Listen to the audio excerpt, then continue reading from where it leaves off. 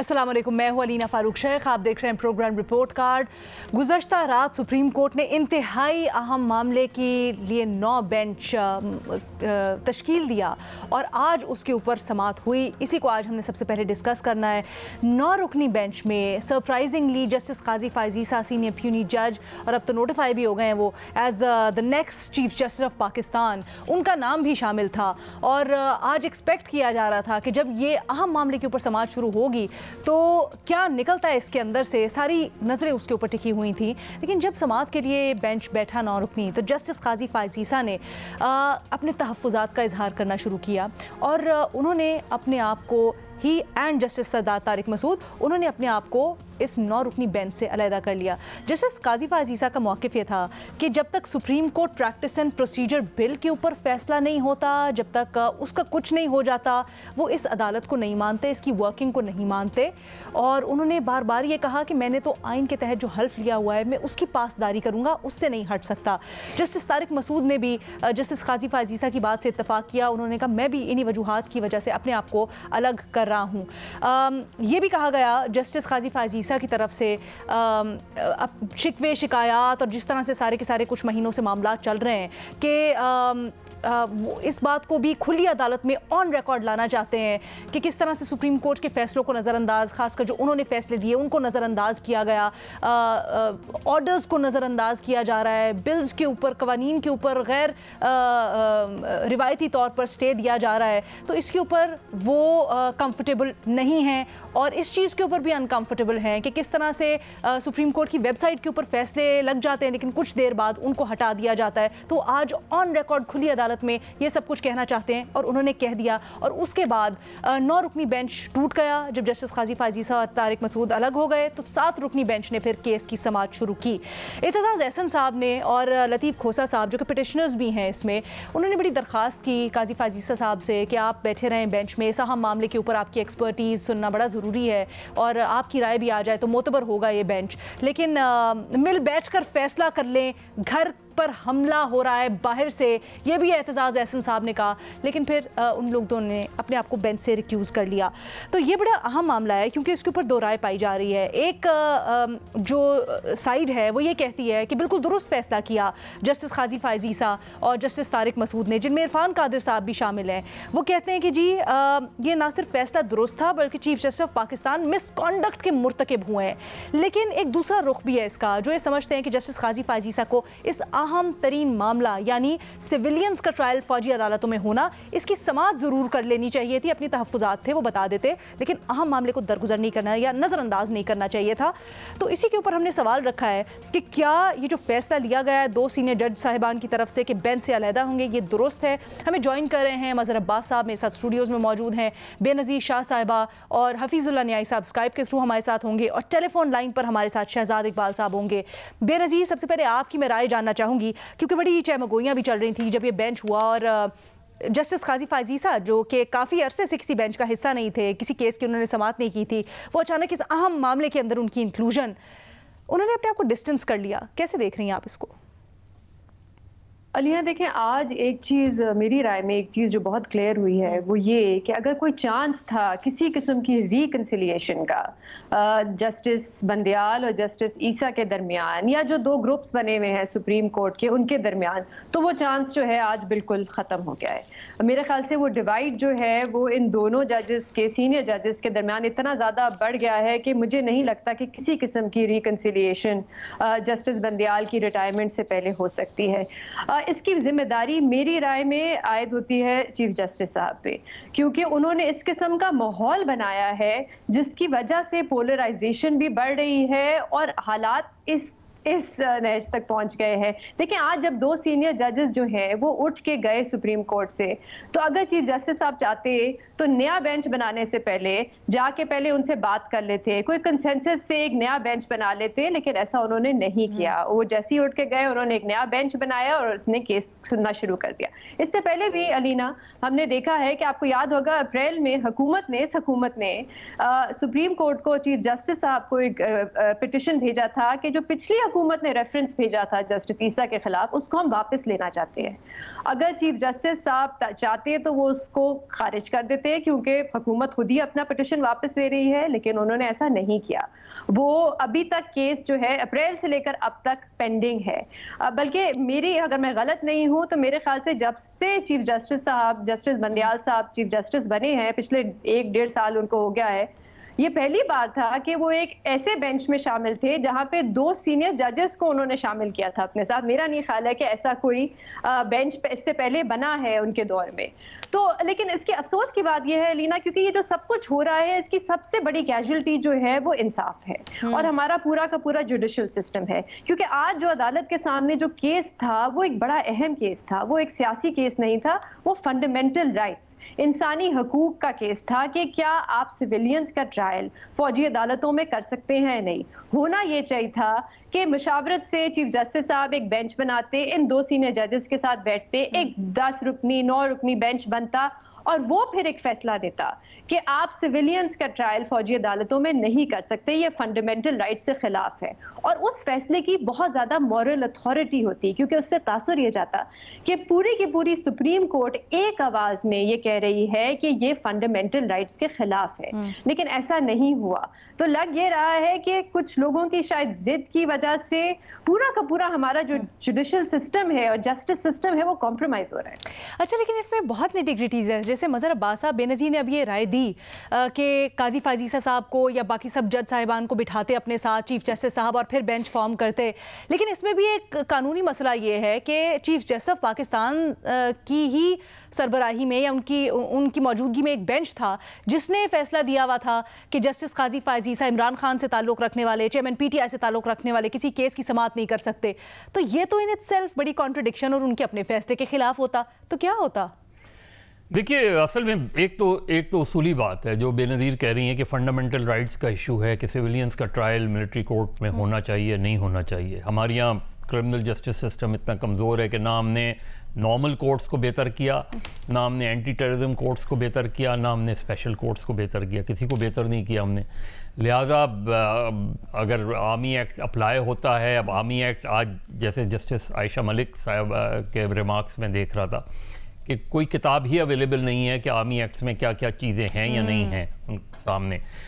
ये भी एक चीज़ आनी चाहिए, डिबेट होनी चाहिए। ज़ाहिर है आप उसी के तहत तो ये बात कर रहे हैं इसी, और ये अब मुझे नहीं पता कि अटॉर्नी जनरल साहब वो चीज़ें शो करेंगे कि under what law army act के वो इनैक्ट हो सकता है, नहीं हो सकता। माजी में ऐसा नहीं है कि माजी में सिविलियंस के ट्रायल नहीं हुए हैं, सिविलियंस ही के ट्रायल हुए हैं मिलिट्री कोर्ट्स में। बाकी जो उनके इंटरनल कोर्ट मार्शल वगैरह होता है वो अलग चीज़ है। ये चीज़ एक केस ऑलरेडी पेंडिंग है सुप्रीम कोर्ट के पास, और वो है APS वालों का। अच्छा, ठीक। उसमें कई लोगों को जो है काफ़ी, मुझे तादाद याद नहीं है, शायद बेनज़ीर को याद हो, कि उसमें सज़ा हुई थी, फिर पेशावर हाई कोर्ट ने उन सज़ाओं को सस्पेंड कर दिया था, और फिर अपील में सुप्रीम कोर्ट के पास वो चीज़ अभी भी पड़ी हुई है। उसमें भी शायद मोर और लेस यही चीज़ें हैं। जस्टिस फाइज ईसा ने टेक्निकल ग्राउंड पे चीज़ें, उन्होंने ये भी बात की कि मैं समाज से अपने आप को दूर नहीं कर रहा, लेकिन मैं चाह रहा हूँ कि पहले उस चीज़ का फैसला हो जाए उसमें। अब वो तो टेक्निकल ग्राउंड इंटरनल एक इशू है सुप्रीम कोर्ट के उसमें, और वहाँ उन्होंने एक बेसिक पॉइंट किए और उनको सपोर्ट किया जस्टिस तारिक ने इस चीज़ में।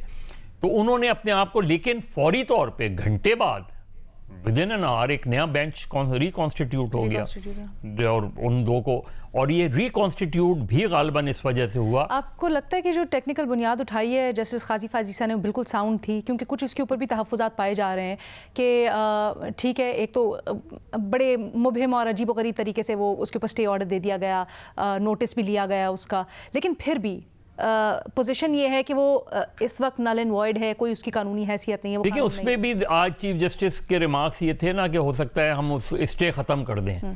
अब ये अजीब बात है कि आप एक मुख्तलिफ चीज़ हो रही है और उसमें आप ये रिमार्क दे रहे हैं जी। ये जो बिल्कुल वैसी बात है जैसे कोई और केस की हेयरिंग हो रही थी और वहाँ 2 जजेस ने कहा कि सुप्रीम कोर्ट इसका, वो चीफ जस्टिस इसका सुओ मोटो ले लें। अब ये इतने की समात में इलेक्शन वाले इशू पे अब ये इतनी कॉम्प्लिकेशंस हैं विद इन सुप्रीम कोर्ट, इसलिए कि एक डिवाइडेड सुप्रीम कोर्ट नज़र आ रही है, क्लियरली नज़र आ रही है सुप्रीम कोर्ट। लेकिन बेसिक जो प्ली है एतजाज़ एहसन साहब की और लतीफ़ खोसा साहब की, वो प्ली गलत नहीं है। उस प्ली को देखना चाहिए, सीरियसली देखना चाहिए, अनटिल अनलेस गवर्नमेंट के पास कोई काउंटर आर्गूमेंट हो। लेकिन जो अपने ग्राउंड उन्होंने काजी फायद ईसा और तारिक साहब ने कहे वो गलत नहीं थे। सही है। नियाज़ी साहब, आप इस मामले के ऊपर क्या राय रखते हैं? क्योंकि ये जो बात की जा रही है कि जस्टिस काजी फायद ईसा और जस्टिस सरदार मसूद ने अपने आप को अलग कर लिया, ये बात एक जगह बिल्कुल दुरुस्त, लेकिन ये भी इसके ऊपर राय दी जा रही है कि क्या ये बेहतर ना होता कि वो अपने तहफ़्फ़ुज़ात ज़ाहिर करके तो इस अहम मामले को तरजीह देते और कहते कि हम इसके ऊपर समाअत कर लेते हैं, बट ये हमारे ग्रीवियंसेस हैं, बेंच से अलग ना होते। मेरा ख्याल है ये तो अब हमें पता है, बेनजीर साहब ने भी कहा है और मदर साहब ने भी इसको जो है पॉइंट आउट किया है। एक ट्रस्ट डेफिसिट तो है सुप्रीम कोर्ट में, अब वो पहली दफा तो हमारे सामने आ नहीं रहा। अब मैं इस ट्रस्ट डेफिसिट को किसी और जाविये से देखता हूँ कि आपने एक बंदा जिसको 5-6 साल से आपने खुदे लाइन लगाए हुए है, आप किस केस में सामने ला रहे हो कि dam if you do and dam if you don't. मैं जाती तौर पर यह समझता हूँ कि काजी फायद ईसा जो है उनका फैसला मिलिट्री कोर्ट्स के खिलाफ आता। अब उस पर जाहिर की जज साहब के दिमाग में ये होगा वरना कोई उनका आखिरी उम्र में कोई दिल तो नहीं रीच किया होगा। तो इंटेंट का प्रॉब्लम है कि आया किस इंटेंशन से किया गया है। मैं हकीकत है कि आज कॉलम जब सुबह लिखा 10-11-12 बजे तो मैंने कहा जी काजी फायद ईसा बेंच में नहीं बैठेंगे, और मैंने उसी वजह ये निकली कॉलम में लिखी कि जी वजह उसकी मदाइल नकवी साहब हो गए। इतने में फौरन ही डिसीजन आ गया, मेरा ख्याल से हेरिंग हुई सारे दिन। तो डिसीजन आया तो काजी फायद ईसा उठ तो गए, लेकिन उनकी वजूहात ज्यादा बेहतर थी कि उन्होंने ये कहा कि देखो मत भूलें कि काजी फायद ईसा साहब इस मामले में पहले भी अपने ख्यालात का इज़हार कर चुके हैं। अब शुरू कि आप एक चीज है जिसे हम जुलाई के अंदर आपने अगली पे वो रखी हुई है उसके ऊपर, अब देखें तो सही ना, आप स्टे दिया हुआ है नेशनल असेंबली के खिलाफ, कोई तयन कर दें, आप कह देंगे नहीं नेशनल असेंबली कर सकती, डिसीजन दे दें। अब स्टे में भी मुझे तो ये लगता है कि चीफ जस्टिस साहब चाहते हैं कि मैं अपना दौर गुजार दूं और काजी फायद ईसा साहब को शायद ये बड़ी मुश्किल हो कि उनके लिए वो आसानी ना हो। मेरा ख्याल है कि काजी फायद ईसा साहब तो शायद इस तरीके से ना सोचे, लेकिन इस तरीके से ये रवैया जो है ये बेहतर नहीं है, क्योंकि मैं हकीकत समझता हूँ कि मिलिट्री कोर्ट्स के लिए एक हेयरिंग होनी चाहिए थी सुप्रीम कोर्ट के अंदर, और मैं सबसे ज्यादा एतमाद करता हूँ काजी फायद ईसा साहब के ऊपर या मंसूर अली शाह साहब के ऊपर, या ये 2-3-4 ऐसे जजेस हैं जिनका मुझे पता है कि ये इनका एक ट्रेल आ रहा था मुख्तलिफ फैसलों में, वो कोई इस तरह के पैनामा वगैरह के चक्कर में कहीं इस्तेमाल नहीं हुए, कोई किसी किस्म का किसी को सादिक और अमीन के केस में कभी कोई इन्वॉल्व नहीं हुए, किसी को ये नहीं कहा गया कि हमने तो इसको सादिक अमीन दिया था, एक खास मामले में दिया था, दूसरे मामले में अभी दोबारा चेक करेंगे कि इमरान खान साहब सादिक अमीन है या नहीं है, वो बंदा जो है सादिक अमीन है या नहीं है। अब ये सूरत हाल ये कि मैं जाती तौर पर समझता हूँ कि ये हकीकत है कि बहुत ही तकलीफदेह सूरत हाल है। आज सुप्रीम कोर्ट का फिर तमाशा बना है और उसकी वजह सिर्फ और सिर्फ ये है कि उनके जो इंटेंशन थी वो मुझे कहना नहीं चाहिए कि वहां माइटी कोर्ट है, आप कैसे ऐसे फ्री तबसरा कर सकते हैं, लेकिन क्योंकि हमारे सामने उधर भी जजेज है उधर भी जजेज हैं, तो जो उन्होंने स्टैंड लिया है उसको मैं जो है उसको दूसरा दे नहीं सकता हूँ कि कैसे हो सकता है कि बंदा कह रहे हैं असेंबली का जो कानून है उस पर आप स्टे कैसे दे सकते हैं। मेरा ख्याल है हमारा तो मौका पहले से ये है कि स्टे नहीं होना चाहिए। शहजाद, ये बताइएगा कि ये बड़ा अहम मामला पॉलिटिक्स की नज़र हो गया, इंतहाई अफसोस की बात, पर आपको क्या लगता है अब क्या इसी तरह से एक मौका था अदालती तकसीम के तासुर को ज़ायल करने का, आपको लगता है वो हमने गंवा दिया, या फिर अब चीज़ें इसी तरह से आगे चलेंगी जब तक ये मामला सॉर्ट आउट नहीं होते और बहुत सी अपॉर्चुनिटीज़ हैं जो मिस होती रहेंगी? शहजाद हैं हमारे साथ? जी अलीना, बहुत शुक्रिया, आपने बिल्कुल दुरुस्त का, एक बहुत इंपॉर्टेंट मामला है ये। किसी भी शहरी का फंडामेंटल राइट है कि उसको फेयर ट्रायल मिलना चाहिए, और इस प्रोग्राम में हम बार बार कह चुके हैं कि ट्रायल ऐसा हो कि पब्लिक के सामने हो, मीडिया उस पर रिपोर्ट कर सके, ताकि जो भी उसके नताइज आए उस पर कोई उंगली ना उठा सके। आइडियली तो यही होना चाहिए था कि तमाम बेंचेस जो जजेस थे बेंच में वो मौजूद रहते हैं। इसमें सीनियर मोस्ट जजेस को भी शामिल किया गया था जिनको माजी में नहीं किया गया है। पिछले 4-5 साल से हम देख रहे हैं बड़े जो कॉन्स्टिट्यूशनल मैटर्स के केस हों या पॉलिटिकल नेचर के केस हों, उनमें उनको नहीं शामिल किया गया है। तो आइडियली तो ये होता है कि तमाम बैठते और उसमें फैसला करते। और जैसे आपने कहा, एक राय ये भी है कि इन दोनों जजेस को, काजी फाइज ईसा साहब को और जस्टिस तारिक मसूद साहब को, अपने तहफ्फुज़ात से आगाह करके उस बेंच का हिस्सा रहना चाहिए था। लेकिन ये मामला इतना सादा इसलिए नहीं है, और मैं एग्री करता हूँ आपकी बात से भी और बेनज़ीर की बात से, कि ये डिवाइड अब आने वाले दिनों में भी खत्म नहीं होगा। और इसका एक पूरा बैकग्राउंड है ना। देखें, जो बेंच फिक्सिंग के इल्जाम चीफ जस्टिस पे लगते रहे हैं कि वो अपना एक लाइक माइंडेड बेंच बनाते हैं उनको, और अगर तमाम जजेस उनके लाइक माइंडेड नहीं होते तो कम से कम मेजॉरिटी ऐसी होती है जो उनको पता होता है कि उनके साथ जाएगी। तो जब इस तरह की आवाजें उठती हैं, इल्जाम लगते हैं, तो उससे बड़ा जो क्रेडिबिलिटी है अदालत की, वो बड़ी मुतासर होती है। और कल भी आपने देखा जब ये बेंच सामने आया तो जिस पे तज्ज़िये हो रहे थे वो यही हो रहे थे कि ये भी बड़ा एक स्ट्रेटेजिक मूव है। इन दोनों जजेस को इसलिए नहीं शामिल किया गया है क्योंकि सीनियर मोस्ट हैं, बल्कि इसलिए शामिल किया गया है क्योंकि शायद चीफ जस्टिस साहब को पता था कि इनकी जो माजी की जजमेंट्स हैं मिलिट्री कोर्ट के हवाले से, उससे उस वजह से उनको शामिल किया गया है। तो यही कहा जाता है बड़ा एक स्ट्रेटेजिक मूव है ये बेंच बनाना, क्योंकि 2015 में काजी फाइज ईसा साहब मिलिट्री कोर्ट्स को जब 21वीं तरमीम के तहत बनी थी तो उसको अपोज कर चुके थे। और इंटरेस्टिंगली उस वक्त बंदियाल साहब ने उनके हक में बात की थी और मेजॉरिटी में थे वो उस वक्त। तो ये सारा इसका एक बैकग्राउंड था। हम देखते रहे कि किस किस के इल्जाम लगते रहे। माजी में देख लें आप, कोई भी केस हो, चाहे वो 63A की तशरीह का हो, 90 दिन में इलेक्शन का हो, उसमें तो नहीं बिठाया था काजी फाइज ईसा साहब को अपने साथ। तो ये एक तो ये मेरे ख्याल से मामला बड़ा इंपॉर्टेंट था जो सबके सामने था। दूसरा जो प्रैक्टिस एंड प्रोसीजर बिल है, जो अब एक्ट है लेकिन उस पर अमल दरामद सुप्रीम कोर्ट ने रोका हुआ है, उस वक्त भी काजी फाइज ईसा साहब ने एक पोजीशन ली थी कि मैं चाहता हूं कि ये केसेस 184(3) के उस वक्त सुने जाएं जब ये मामला सॉर्ट आउट हो जाए। आपको याद होगा जो हाफिज कुरान वाला केस था, उसके बाद उन्होंने एक लेटर भी बाकायदा इस पे लिखा था। और आज उन्होंने कोर्ट में ये बताया कि मैं जस्टिस बंदियाल साहब को ये बता चुका था कि मैं किसी बेंच का हिस्सा नहीं बनूंगा जब तक कि ये मामला तय ना हो जाए। अब ये एक प्रैक्टिस एंड प्रोसीजर बिल, एक एक्ट इतना इंपॉर्टेंट इस लिहाज से है कि हम इस पे कई मरतबा बात करें, और अब तो बेंच के अंदर से भी आवाज उठती रही है कि जो बेंचेस की तश्कील का फैसला है या सुमोटो किस केस पे लेना है, ये फर्द वाहिद का हक नहीं होना चाहिए। इस पावर को आप डाइल्यूट करें, जजेस की एक कमेटी बनाएं।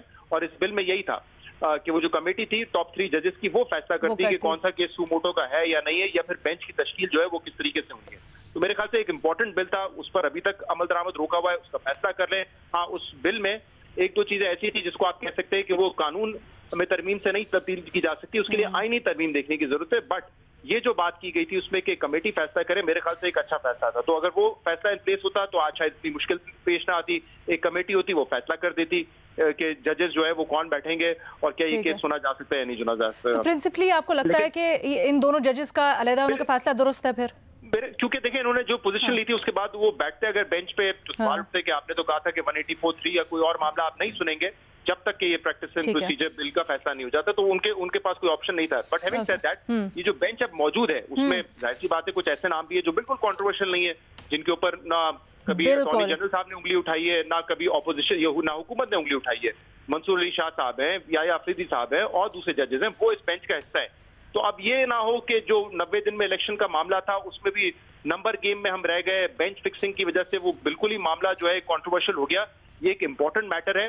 अब जब ये 7 बेंचेस मेंबर बड़ा अहम पॉइंट है, मैं इसके ऊपर बात करना चाहती हूँ। चाहिए कि इस पे जी क्लैरिटी के साथ एक फैसला सामने आ जाए। ये बड़ी अहम बात है और इसी के ऊपर आगे जाके हमने बात करनी है। बेंच से 2 सीनियर जजेस के अलहदगी के मामले के ऊपर हमारे तज्जियाकारों की आपने राय जानी, बट मामला यहाँ पर थमता नहीं है क्योंकि 7 रुकनी बेंच ने जब इसकी समाअत शुरू की है तो फिर अब आगे क्या होगा और इस बेंच की मौजूदगी में जो अहम मामला है किस तरीके से आगे चल पाएगा, सवालात उठ गए। एक ब्रेक के बाद इसको डिस्कस करते हैं।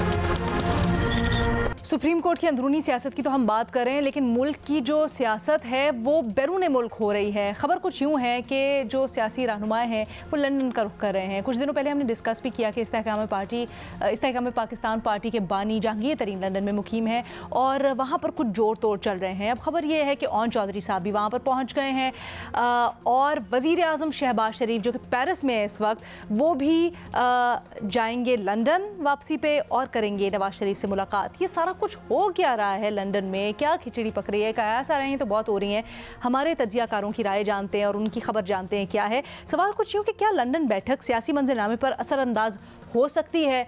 न्याजी साहब, क्या चल रहा है लंदन में, क्या निकलेगा लंदन से? सर ऐड कर देंगे न्याजी साहब भी लंदन में, आप भी जा रहे हैं न्याजी साहब? कौन सा फैसला है कि लंदन में किया जाए तो वो है अमल दरामद हो पाएगा और लंदन ना जाए तो नहीं हो पाएगा। अब ये तय करना है जी कि इलेक्शन जो है वो कब होंगे, मेरे नहीं ख्याल हुकूमत के करेगी। ये कह सकते हैं, पहले भी तो शोर मचा रहे हैं इस्तेकाम पाकिस्तान पार्टी के ऊपर, कैसी चीख बची की है। कम से कम पीपल्स पार्टी ने तो बहुत बोली है। मुस्लिम नून के पास चूंकि इतनी गुंजाइश है बोलने की, तो वो चुप करके बेचारे बैठे हैं। मेरे नहीं ख्याल कि कोई होगा। ये जरूर है कि ये सारी सूरत जो आई आजकल से दो चार है, या जो आने वाले दिनों के जो खदशात होंगे मुस्लिम नून के या शहबाज शरीफ साहब के, तो सीना मसीना शायद ज्यादा बता पाए। फोन के ऊपर आपको पता है ना कि फौरन ही कोई ना कोई लीक्स हो जाती हैं, तो जाके सीधा बताएंगे। लेकिन अमलन मैं नहीं समझता हूँ कि कोई ऐसा फैसला है तो जो वहाँ फैसला होगा। अच्छा। अपडेट करने जाएंगे, बताएंगे, शायद नवाज शरीफ ये कह देंगे अगर ये इस तरह करे तो हमारा रिएक्शन ये होगा, अगर इस तरह हो तो हमारा रिएक्शन ये होगा। अगर इलेक्शन को उनको एक्सटेंड करवाने तो बात करें, फिर बताएंगे हो सकते हैं नहीं हो सकते। और निगरान हुकूमत रहती है तो फिर आप बताएंगे कि हमने निगरान हुकूमत को 3 महीने रखने हैं, 6 महीने रखना है, उसमें तावन करेंगे नहीं करेंगे। मेरा नहीं ख्याल इसके अलावा कुछ होगा। ये मेरा अपना असेसमेंट है। अच्छा, लेकिन न्यायी साहब ये हकीकत बात है, लेकिन न्यायी साहब हकीकत बात है कि इस वक्त ना नून लीग बड़ी बैकफुट पे नजर आ रही है। सियासी महाज और पीपल्स पार्टी उन मुतालबे पे मुतालबा और फिर मनवा भी लेती है बड़ी आसानी से, वो हो या दूसरे जनरली देखें तो थोड़ा सा बैकफुट पे नजर आ रही है। इसकी वजह क्या है, ऐसी क्या मजबूरी? मुझे कल बड़ा खूबसूरत बयान है, मेरे बहुत ही अजीज तरीन दोस्त है नदीम चंद साहब, तो उनका एक आया, उन्होंने कहा जी इनकी हालत, मुस्लिम नून की हालत वही है जो 2013 के अंदर जो है पीपल्स पार्टी की पंजाब में थी। तो मेरा ख्याल हालात मुस्लिम नून के बड़े पतले सियासी। लेकिन वजह क्या है इसकी, मैं जरा ये जानना अच्छा वजह तो आपको बताया, मैं तो पहले दिन से कहता हूँ कि जिस दिन उन्होंने हुकूमत पकड़ी थी मैं तो कॉलम लिख के थक गया हूँ। उसके अलावा कॉलम से पहले जब ये अलहदा हुए थे, मैंने बताया ना 12 अप्रैल को वीलॉक किया था और कहा था कि मुस्लिम नून का वज़ीर आज़म बन गया है, लेकिन सियासत उनकी अब्दी नींद हो गई है। मुझे बड़ी क्लैरिटी थी आपके प्रोग्राम में, कहा था डिस्क्लेमर देता हूं कि नहीं लाना चाहिए, लेकिन जरूर लाएंगे वोट ऑफ नो कॉन्फिडेंस। अभी जब ये कहा जाता था लाएंगे कि नहीं लाएंगे, आप ही के प्रोग्राम में मैंने कहा था जरूर लाएंगे, कामयाब भी होगी और उसके बाद ये अपनी सियासत का जो है सत्यानाश कर बैठेंगे। बल्कि मैंने कहा था मैं दुआ मांग अल्लाह करे किसी तरीके से नाकाम हो जाए। ये तो तुले हुए हैं, कोई और अल्लाह ताला इनकी अजमतवाद की तहरीक नाकाम कर दे, उससे जो नुकसान कर बैठे हैं। बट क्या लंदन में जो सब कुछ चल रहा है और जो प्लानिंग चल रही है, क्या वो कुछ कर पाएगी? बेनज़ीर, आप क्या समझती हैं लंदन में क्या हो रहा है? इस्तेहकाम पाकिस्तान पार्टी से मुतल्लिक जो बातें हो रही हैं, क्या उनके साथ कोई हकीकत हो सकती है या उसकी वजह से कुछ सेफ्टी नेट मिल सकता है नून लीग को? मेरे ख्याल से जो एक ही पॉइंट ऑफ डिस्कशन हो सकता है लंदन में इन दोनों के दरमियान, और वो हो सकता है अगला इलेक्शन पंजाब में और उसके लिए इलेक्टोरल अलायंस। क्योंकि ज़्यादातर सियासतदान हैं जहांगीर तरीन साहब की पार्टी में वो साउथ पंजाब से हैं और वहाँ पे नून लीग का तो कोई खास वोट बैंक नहीं है, तो उनका जो एक कंपेटिटर बनेगा साउथ पंजाब में वो बनेगी पीपल्स पार्टी, जो वहाँ पे काफ़ी सियासतदान जो हैं वहाँ से उन्हें पीपल्स पार्टी में शामिल भी हुए हैं और कुछ वैसे भी पीपल्स पार्टी में है। तो एक नेचुरल अलायंस बनती है इस जहांगीर तरीन साहब के ग्रुप की और मुस्लिम लीग नून की साउथ पंजाब में। और मेरे ख्याल से मुस्लिम लीग नून ये चाहेगी भी कि किसी के ना किसी किस्म की इलेक्टोरल अलायंस बने, वरना ऐसा ना हो कि ये अपना सपोर्ट पीपल्स पार्टी को दे दे। क्योंकि जैसे मैंने पहले भी एक दफ़ा कहा कि अगले इलेक्शन के बाद जो असल मुकाबला होगा वो मुझे लगता है पीपल्स पार्टी और मुस्लिम लीग नून के दरमियान होगा, अगली हुकूमत कौन बनाएगा।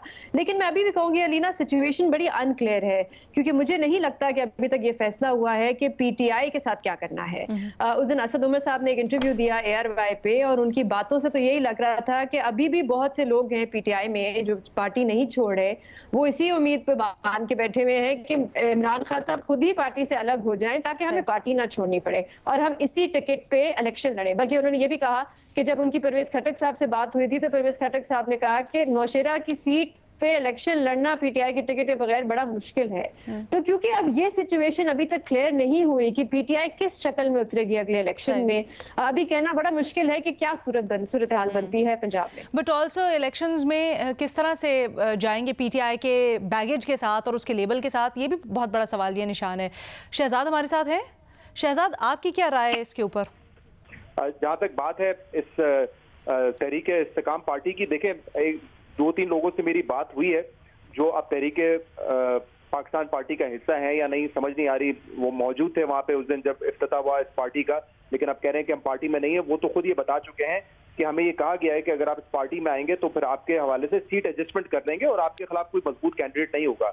जबकि उनकी राय मुख्तलिफ है, वो समझते हैं कि उनके हल्के में ऐसा मुमकिन नहीं नजर आता कि सीट एडजस्टमेंट हो जाए। तो हो सकता है ये जो इस वक्त लंदन में मुलाकातें हो रही है, ये पहली मुलाकात नहीं है। तरीन साहब पहले भी नवाज शरीफ से मिल चुके हैं और चौधरी साहब मिल चुके हैं, अलीम खान साहब मिल चुके हैं। तो कोशिश तो वो यही करेंगे कि एक अलायंस बनाए और सीट एडजस्टमेंट करें, ताकि जो इनके बड़े बड़े नाम है इस पार्टी में जो गए तहरीके इस्तेकाम पार्टी, इस्तेकाम पाकिस्तान पार्टी, उसमें जाकर जो है वो उनके साथ सीट एडजस्टमेंट हो जाए उनकी कहीं ना कहीं। तो ये अब देखना आने वाले वक्त में देखा जाएगा। बट पीपल्स पार्टी को इस हवाले से कंसर्न है। उनको लगता है कि काफी सारे ऐसे लोग थे जो इस्तेकाम पाकिस्तान पार्टी के बजाय उनकी पार्टी में जा सकते थे, लेकिन क्योंकि ये पार्टी बनी है अब लोग इसमें धड़ाधड़ जा रहे हैं और उनका अलायंस अगर नून लीग के साथ होगा तो नून लीग को इसका फायदा होगा। और ऐसे लोग हैं, चौधरी सरवर साहब ने, अगर आपने सुना हो, चौधरी सरवर साहब साबिक गवर्नर, वो भी ये कह रहे थे कि अल्टीमेटली नून लीग को इस पार्टी का फायदा होना है, क्योंकि जो भी इलेक्टेबल्स यहाँ उनका थोड़ा बहुत वोट होगा वो कहीं ना कहीं पीटीआई का वोट ही माइनस करेंगे, तो उसका बहरहाल एडवांटेज जो है। लेकिन क्या एडवांटेज होगा, क्या ये भी सवालिया निशान है मज़हर अब्बास साहब? क्योंकि बहुत सी चीज़ें हैं जो उससे पहले देखनी है कि ये लोग वही हैं जो दूसरी पार्टी छोड़ के आए हैं, उनके ऊपर खुद बहुत बड़े लेबल्स हैं। देखिए, एक पॉइंट सिर्फ जो पिछले सवाल का था वो ये कि अगर फ़र्ज़ करें ये फैसला होता है, सुप्रीम कोर्ट ये फैसला करती है कि सिविलियंस का ट्रायल मिलिट्री कोर्ट में नहीं हो सकता, तो जो ऑलरेडी ट्रायल हो चुके हैं लोग, जिनको सज़ा भी हो चुकी है कुछ को, उनका फिर क्या होगा? क्या वो उसकी बुनियाद पर अपनी अपीलें फ़ाइल कर सकेंगे, नहीं कर सकेंगे? वैसे तो मिलिट्री कोर्ट से सज़ा के बाद अपील का राइट होता है, तो इसमें देखना पड़ेगा कि फ़ैसला क्या होता है। दूसरी ये कि ये भी अजीब व गरीब बात थी कि जो दोनों पिटिशनर्स थे, एतजाज़ एहसन और उनके लॉयर लतीफ़ खोसा साहब, वो पिटीशन अभी लगी नहीं थी कि वो चीफ़ जस्टिस से मिले और चीफ़ जस्टिस के मिलने के बाद सुबह पिटीशन लग गई। वो क्या नॉर्मल भी कोर्स में ऐसा ही होता है, ये पता नहीं मुझे, ये लॉयर्स बता सकते हैं। जहाँ तक आपके इस सवाल का ताल्लुक़ है, देखिए पाकिस्तान की सियासत आज से नहीं बरसा बरस से या तो लंदन में होती है, या अमेरिका में होती है, या सऊदी अरब में होती है, या यूएई में होती है, बस पाकिस्तान में नहीं। पाकिस्तान की सियासत हमेशा से गैर मुल्की से गैर ममालिक में होती है और गैर ममालिक के लोग पाकिस्तान आके भी सियासत करते हैं, ये भी हमने देखा है। तो अनफॉर्चुनेटली है, लेकिन पंजाब की जो पॉलिटिकल डायनामिक्स बनने जा रही हैं, जो वो पंजाब सेंट्रिक पॉलिटिक्स हो रही है, उसमें अगर जहांगीर तरीन और नून लीग का इत्तेहाद होता है तो ऐन मुमकिन है पीटीआई और पीपल्स पार्टी का इत्तेहाद भी हो सकता है। ये बातें चल रही थी, आपके पास कोई खबर है इससे मुतल्लिक? नहीं, क्यों नहीं होगा? देखिए कैसे हो सकता है सर, पीटीआई के खिलाफ पीपल्स पार्टी ने बहुत बड़ी अगर अलीना, अगर 2008 में आसिफ अली जरदारी मोहतरमा बेनज़ीर भुट्टो की शहादत के चंद माह बाद चौधरी के घर जा सकते हैं, तो वो शाह महमूद कुरैशी के घर क्यों नहीं जा सकते? लेकिन शाह महमूद, वैसे ही कह रहा हूं मैं, जरूरी नहीं है कि अभी तो देखना ये ना कि पीटीआई का क्या कहा, अभी तो वो पीपल्स पार्टी के लिए वोट मांगने कैसे जाएंगे? अभी तो देखना ये, अरे उससे ज्यादा सेंसिटिव तो कोई मामला ही नहीं था। कि जहां जिस घर के अंदर भुट्टो को फांसी देने वाला कलम आज भी मौजूद है, वहां जाके उधर के एक फर्जंद को अगर आप डिप्टी प्राइम मिनिस्टर अपनी हुकूमत में बना सकते हैं, तो ये भी हो सकता है। पॉलिटिक्स में ये चीजें होती हैं। और यहाँ तो मसला ये है कि अभी तो पता नहीं कि पीटीआई का स्ट्रक्चर क्या बनेगा। अच्छा। लेकिन अगर फर्ज करें जहांगीर तरीन और ये सारे लोग मिलके पीएमएलएन के साथ इत्तेहाद करते हैं, तो फिर पीपल्स पार्टी के पास क्या चॉइस होगी, और वो क्यों नहीं करे? अगर पीटीआई को ये मौका मिलता है इलेक्शन लड़ने का अब, और पीटीआई एक नई शक्ल में हमें नजर आती है, तो आप रूल्ड आउट कोई भी चीज नहीं कर सकते। ठीक है, आज के प्रोग्राम से इतना ही, इजाजत दीजिए, अल्लाह हाफिज।